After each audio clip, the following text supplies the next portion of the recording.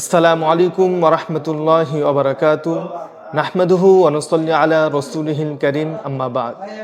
প্রিয় দ্বীনী ভাই ও বোনেরা, আজকে আমরা জানব লা ইলাহা ইল্লাল্লাহ এই কালিমাটা বলার ফজিলত সম্পর্কে ইনশাআল্লাহ। হাদিস শরীফের মধ্যে বর্ণিত হয়েছে, হযরত আবু হুরায়রা রাদিয়াল্লাহু তাআলা আনহু থেকে বর্ণিত, তিনি বলেন রাসূল সাল্লাল্লাহু আলাইহি সাল্লাম বলেছেন, যে ব্যক্তি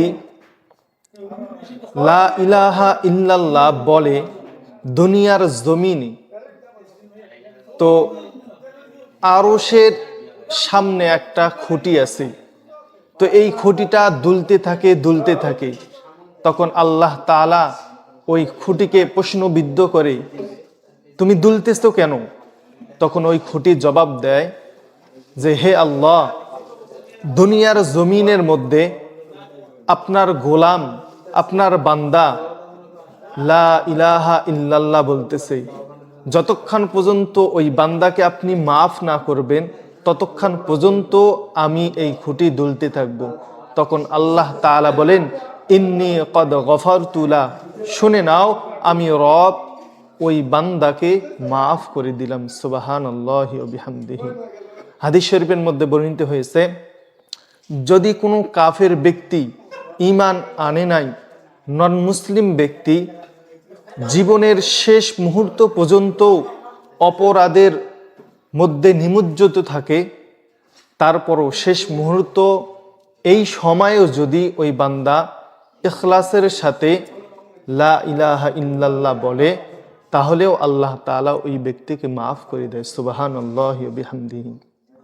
হাদিস শরীফের মধ্যে বর্ণিত হয়েছে, যে বান্দা দুনিয়াতে থাকাকালীন ইখলাসের সাথে লা ইলাহা ইল্লাল্লাহ এই কালিমাটা পড়ে, সঙ্গে সঙ্গে এর আমল আল্লাহ তাআলার দরবারে নিয়ে যাওয়া হয়।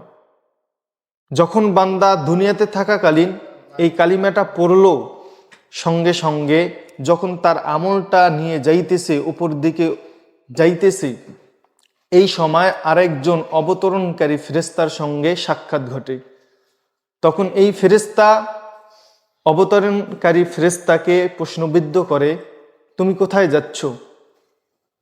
তো ওই ফেরেশতা প্রতিউত্তর এটাই দেয় যে, আমি দুনিয়ার জমিনে যে বান্দা কালিমাটা পড়ছে, এই বান্দাকে আল্লাহ তাআলা মাফ করে দিয়েছে, সেই মাপের ঘোষণা নিয়ে আমি যাচ্ছি।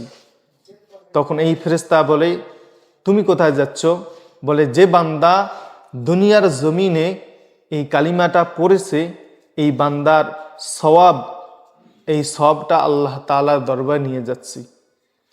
তো কালিমা পড়তে দেরি, সঙ্গে সঙ্গে আমল নামায় এর সওয়াব যুক্ত হয়ে যায়। সুবহানাল্লাহি ওয়া বিহামদিহি। অন্য হাদিস শরীফের মধ্যে বর্ণিত হয়েছে, যে বান্দা প্রতিদিন এভরিডে এই কালিমাটা 100 বার পড়বে, লা ইলাহা ইল্লাল্লাহ, এই কালিমাটুকু যে বান্দা পড়বে, বলা হচ্ছে তামলাউ মা বাইনাস সামাই ওয়াল আরদ, আসমান এবং জমিনের মধ্যবর্তী স্থান, এই স্থানকে আল্লাহ তাআলা সওয়াব দ্বারা পরিপূর্ণ করে দেয়। সুবহানাল্লাহি ওয়া বিহামদিহি। তাহলে আমরা জানতে পারলাম একটা ছোট্ট কালিমা, এই কালিমার কত ফজিলত। তো আল্লাহ তাআলা আমাদেরকে এই কালিমার ফজিলত বুঝে আমল করার তৌফিক দান করেন। আমিন।